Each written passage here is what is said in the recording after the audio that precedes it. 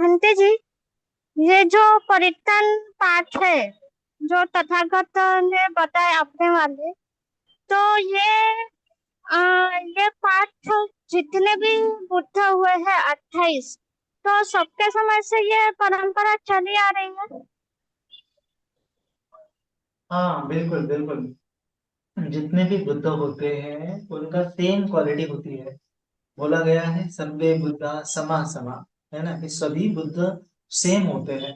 ये दिखने में भी सेम होते हैं, ज्ञान के माध्यम से भी सेम होते हैं। सम्यक संबुद्ध की बात हो रही है, ये 25 बुद्ध या फिर श्रावक बुद्ध की बात नहीं हो रही है। तो जो 28 बुद्ध है वो 28 सम्यक संबुद्ध है। तो उनका सेम 9 गुण होता है, सेम प्रकार से 6 गुणों वाला वो धम्म बताते हैं, स्वाखात धम्म, और उनका सेम गुणों वाला सुपटिपन्नो सावक संघ होता है ना। तो सेम होता है, कोई भी उसमें भेद नहीं होता है, कोई भी उसमें अंतर नहीं होता। जितना पहले भगवान जी हुए हैं, भगवान जब धर्म बताते हैं तो क्या बताते हैं? मन की विकारों को निकालना, लोभ द्वेष मोह अहंकार, ये हमेशा जब जब मनुष्य रहेगा तब तक उसके मन में ये विकार रहेंगे। और मनुष्य का कल्याण किस बात में है? कि इन विकारों को निकालने में, है ना। जब तक ये मन से विकार नहीं निकालेगा तब तक वो सुखी नहीं होगा, उसका कल्याण नहीं होगा। ये प्रकृति का नियम है ना। जैसे जब भी ये नाम रूप होगा, जब भी ये मनुष्य होगा, वहां पे दुख होगा, और दुख का कारण तृष्णा होगा, विकार होगा, और उनको विकार को निकालने का मार्ग तथागत खोजेंगे और लोगों को बताएंगे। तो ये चार आर्य सत्य हमेशा, हर सम्यक संबुद्ध ये चार आर्य सत्य प्राप्त किए बिना कोई व्यक्ति, ब्रह्मांड का कोई व्यक्ति सम्यक संबुद्ध नहीं बन सकता है ना। और ये चाहे हजारों लाखों अनंत साल पहले की बात हो या फिर हजारों लाखों अनंत साल बाद की बात हो, ये प्रकृति का नियम रहेगा ही रहेगा। नाम रूप है तो वहां पे अटैचमेंट होगी, वहां पे तृष्णा उत्पन्न होगी, वहां पे दुख उत्पन्न होगा। ये प्रकृति का सत्य है, अकालिक है, ये काल से परे है, हर काल में ये रहेगा, है ना। तो इसीलिए इसको आर्य सत्य बोला गया है। तो ये आर्य सत्य सेम सम्यक संबुद्ध प्राप्त कर लेते हैं सभी, और सम्यक संबुद्ध होते हैं, सेम प्रवचन देते हैं, सेम वो देशना देते हैं, सेम लोगों को कल्याण का मार्ग बताते हैं, सेम लोगों को मैत्री भावना बताते हैं, सेम परित्राण बताते हैं, सब चीज सेम बताते हैं, सेम विनय बताते हैं, सेम अभिधर्म पिटक बताते हैं, है ना। पूरा एक भी चेंज नहीं होता है ना, ऐसा है।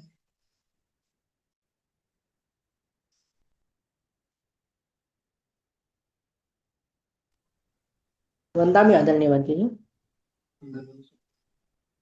मेरा ये सवाल था बंटी जी कि जैसे हमारी प्रज्ञा बढ़ाने के लिए हमने कैसा प्रयास करना चाहिए। अभी जो हम पढ़ते हैं वगैरह वो समझ में आता है, लेकिन धम्म के जो विषय रहते हैं, तो धम्म धम्म के विषय ये गुण वगैरह इसमें वृद्धि करने के लिए प्रज्ञा हमारी प्रज्ञा बढ़ाने के लिए कैसा प्रयास करना चाहिए हम योग्य तरह से। हम्म प्रज्ञा बढ़ाने के लिए तो सबसे, ये तो भगवान ने एक सूत्र में भी बताया है।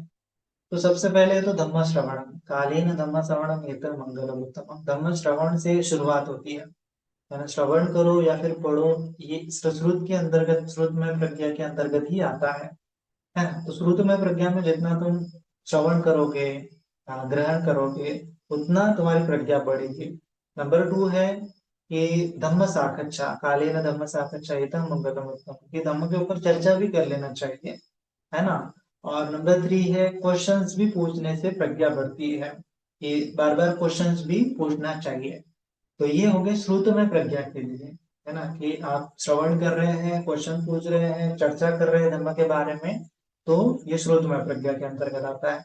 फिर आता है चिंतनमय प्रज्ञा, कि आपको चिंतन मनन करना पड़ेगा कि ये भगवान बुद्ध जी के गुण है, इस प्रकार से इस गुण का ऐसा अर्थ हो सकता है, इस प्रकार से इस गुण को ऐसा धारण किया जा सकता है, इस प्रकार से भगवान जी के गुण बताए हैं, तो इसमें से एक आधा गुण मैं भी, एक अंश थोड़ा सा मैं भी फॉलो करूँ, एक अंश से मैं भी अपने राग द्वेष मोह को निकालने की कोशिश करूँ, है ना। ऐसा जब हम प्रैक्टिकली करने लगते हैं, चिंतन मनन करने लगते हैं, है ना, श्रुत में प्रज्ञा, और फिर भावना में प्रज्ञा, जब हम प्रैक्टिकली करने लगेंगे तो हमें बहुत गंभीर प्रज्ञा प्राप्त होती है ना। तो प्रैक्टिकल करने से हमें बहुत मतलब जैसे है ना कि आप कितनी भी चर्चा कर लो, कितने भी चर्चा कर लो कि समझो आपको कुछ नया प्रोजेक्ट करना है, नया काम करना है, नया कोई पदार्थ बनाना है, नया कोई डिश बनाना है, कोई वस्तु बनाना है, तो उस वस्तु के बारे में हम कितना भी कोशिश मतलब चिंतन मनन करेंगे, हमारे मित्रों को बनाया, मित्रों को बुलाया और हमने एक चर्चा की कि पेन बनाएंगे, नए प्रकार का पेन बनाएंगे, और फिर चर्चा ही करते रहे, अरे इसमें ऐसा बनाएंगे, उसमें कैपिलरी एक्शन नहीं, हम दूसरा फॉर्मूला यूज करेंगे, फलाना फलाना, बहुत सारी डिबेट की, लेकिन आपने उसके ऊपर प्रैक्टिकली काम ही नहीं किया, तो क्या हो जाएगा, कुछ मतलब नहीं है उस ज्ञान का।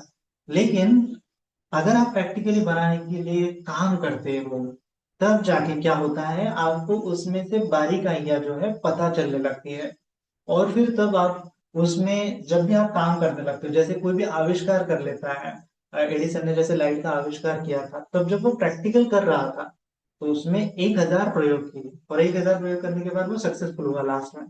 तो उसको पूछा गया कि आपको कैसा लगा कि लाइक आपने 1,000 बार आप असफल हुए, है ना, लाइट नहीं बनाया, तब उसने बताया था कि मैं असफल नहीं हुआ हूँ, 1,000 बार मैंने क्या किया कि लाइट नहीं बनाता है, लाइट नहीं बनाया जा सकता ऐसे मार्ग मैंने खोजे, है ना। मतलब उनको वो विजडम मिला कि ये रास्ता नहीं है, ये रास्ता नहीं है, ये रास्ता नहीं है, तब उनको अलग अलग रास्ते समझ में आए, अलग, है ना, सही दिशा की तरफ वो बढ़ते गए। हमारी बोधि का भी वैसा होता है, जब हम ज्ञान की साधना करते हैं, विपස්සना भावना करते हैं, तब वो पता तो चलता है, अरे अनित्य देखना है, दुख देखना है, अनात्म देखना है, लेकिन कैसे देखना है, ये तो मैं बैठने के बाद ही पता चलेगा, है ना, एक ही झटके में नहीं पता चलता, बार बार कैसे देखना है, कैसे देखना है, और उसको करने के बाद आपको हजारों तरीके मिल जाते हैं कैसे देखना है करके। अगर करेंगे ही नहीं, हजारों तरीके सुन लेंगे लेकिन एक भी तरीका नहीं करेंगे, तो कोई फल नहीं, लेकिन काम कर लिया, एक्शन ले लिया, तो हजारों तरीके का ज्ञान आपको मिल जाएगा, है ना। तो प्रज्ञा बढ़ाने के लिए भावना करना बहुत जरूरी होता है, भावना जैसे ही करना आपने चालू कर लिया, अपने आप आपकी प्रज्ञा एक्सपांड होना चालू हो जाती है ना, बारीक बारीक आपका मन सूक्ष्म होता है और बारीकाई से हर चीज को जानने लगता है। तो इसीलिए भगवान जी ने बोला यो धम्मं पश्यति सो मम पश्यति, मतलब जिसको बुद्ध बनना है, जिसको अपनी प्रज्ञा बढ़ानी है, उसने धम्मों को प्रैक्टिस करना पड़ेगा। धम्म का प्रैक्टिस कर लिया, अपने आप आप बुद्ध की तरह आपका विजडम बनता चला जाता है। ये बहुत कनेक्टेड है, बुद्ध और धम्म जो होता है ना, बहुत कनेक्टेड है। और जब हम धम्म के गुण जानेंगे तो उसमें ये कनेक्शन के ऊपर ही डिस्कशन करेंगे, ठीक है।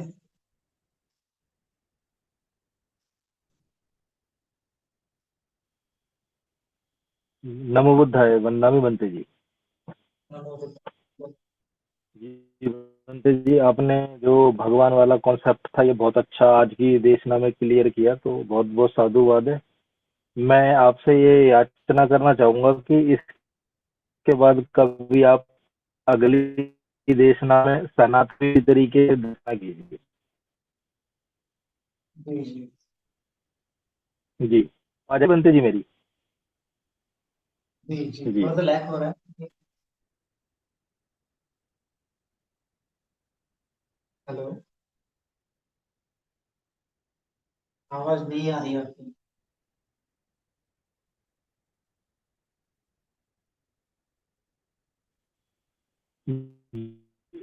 वंदनामि बनते जी, मेरा ये कहना था, आज आपने जो भगवान के पाली से लिया है और सभी ने वहां से कॉपी किया है, इसके ऊपर जो बताया वो बहुत अच्छा बताया, तो इसके लिए बहुत बहुत साधुवाद है। और मैं ये कह रहा था आपसे, मैं मतलब ये याचना करता हूँ कि कभी आप दोबारा जब दूसरी क्लास लें तो इसी तरह सनातन के ऊपर जो सनातन वाला कॉन्सेप्ट है इसको भी क्लियर करें, तो काफी उससे चीजें क्लियर होंगी। बिल्कुल। तो शुरुआत में तो अभी हम जी 9 गुण को बनना कंप्लीट भी बनते जी। करेंगे, फिर करेंगे, फिर 9 गुण को कंप्लीट करेंगे, उसके बाद हम बाकी के धर्म के शब्दों को भी आ, देखते चले जाएंगे। कोणी प्रश्न विचारत नाही. वंदनामी बनते जी. बनते जी, भगवान के समय लोग धम्म सुनते ही श्रोतापन्न तो भी हो जाते थे. अब हम अब हम बहुत धम्म भी सुनते हैं, पर क्या कमी है कि हमें कोई भी फल प्राप्त नहीं होता है. हम्म, वैसे तो बहुत सारी चीजों की कमी होती है। तो वही है, कमियां खुद के अंदर देखो और उनको निखारते चले जाओ, खुद को निखारते चले जाओ, यही धम्मा प्रैक्टिस है ना।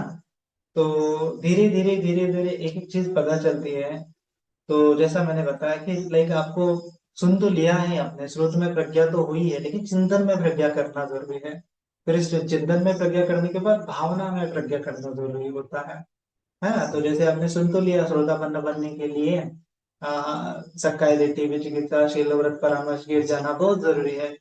लेकिन ये सक्काय दिट्ठी होती क्या है, उसका चिंतन मनन करना पड़ेगा, है ना। फिर उसको प्रैक्टिकल रूप से देखना पड़ेगा कि इसको मैं सक्काय दिट्ठी को होता कहता हूँ, और ये सक्काय दिट्ठी कैसे बनती है बिगड़ती है, कैसे बनती है बिगड़ती है, उसका अनित्य देख लिया तो श्रोतापन्न अवस्था बन जाती है ना। सक्काय दिट्ठी विचिकित्सा शील व्रत परामर्श, तो उसका आपको चिंतन मनन भी करना है, और प्रैक्टिकल रूप से जो ये शब्द का आपको प्रैक्टिस करना पड़ेगा। जैसे बोला गया ना, पंच उपादान खंडा दुखा, तो पंच उपादान खंडा दुखा मतलब रूप बोला गया, वेदना बोला गया, संन्यास संखार विज्ञान। तो ये पांच आपको नाम देने पड़ेगा प्रैक्टिस करते समय, कि इसको मैं रूप बोलूंगा, इसको मैं संज्ञा बोलूंगा, इसको मैं वेदना बोलूंगा, इसको मैं संखार बोलूंगा, इसको मैं विज्ञान बोलूंगा। और फिर उनका कनेक्शन क्या है, और फिर कैसे कनेक्शन दुख को उत्पन्न करता है, और कैसे कनेक्शन टूट गया तो दुख मुक्ति होती है। ये आपको अनुभूति के नाम मतलब भावना करनी पड़ेगी उन शब्दों की। उन शब्दों को तुम्हें फील करना पड़ेगा अंदर, और उसका जो कॉज एंड इफेक्ट है उसको जानना पड़ेगा, है ना। तो ऐसा है, तो इसके लिए गंभीर पढ़ना चाहिए, क्योंकि जो धम्म होता है पश्चातन वेदी, तो वो विन्युइति बोला गया है कि जो विद्यमान पुरुष है, जो होशियार है, जो सूक्ष्म चिंतन मनन करने की एबिलिटी रखता है, ऐसे व्यक्ति के द्वारा ही धम्म का साक्षात्कार किया जा सकता है। और भगवान जी के समय में ऐसे लोग थे, बोलते कि जो बहुत तीक्ष्ण प्रज्ञावान थे, है ना। सारिपुत्र बनते जी है, कौंडिन्य बनते जी थे, ये बहुत तीक्ष्ण प्रज्ञावान उस समय में, बहुत लाइक आज के टाइम के जो स्कॉलर बोल सकते हैं, उस टाइम के वो स्कॉलर थे। उनके जैसा स्कॉलर नहीं था पूरे भारतवर्ष में, है ना। वो तक्षशिला में पढ़कर आए हुए इतने स्कॉलर स्कॉलर लोग थे। तो इसीलिए वो बहुत प्रज्ञावान थे। हम तो उतने नहीं है, लेकिन हमें प्रज्ञा बढ़ानी चाहिए, है ना। ऐसा नहीं कि प्रज्ञा लिमिटेड होती है करके, धीरे धीरे धीरे धीरे सुनते जाएंगे, बार बार बार बार सुनते जाएंगे, है ना। तो जैसे पत्थर होता है ना, तो पत्थर को तोड़ने के लिए पहला घाव मारेंगे, नहीं टूटता है, दूसरा घाव नहीं मारा, नहीं टूटता है, तीसरा घाव नहीं मारा, लेकिन 10वां घाव मारना पड़ेगा, और मारने के बाद वो 10वें घाव में तो टूट ही जाएगा।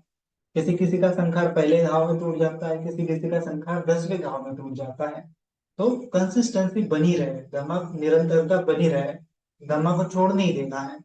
फिर वो घाव मारते जाएंगे, प्रज्ञा चक्षु खुलते जाएंगे, और एक समय आएगा कि परिपूर्ण खुल जाएंगे।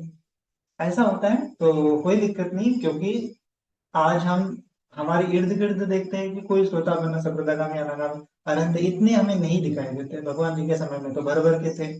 तो लोगों को कहीं ना कहीं आ, उनका जो मेहता भी मिलता था, उनका मार्गदर्शन भी मिलता था, उनका वो व्यवहार आचरण भी देखते थे, इंस्पायर भी होते थे, ऐसा जीने की कोशिश भी करते थे, श्रद्धा भी बहुत उत्पन्न होती थी।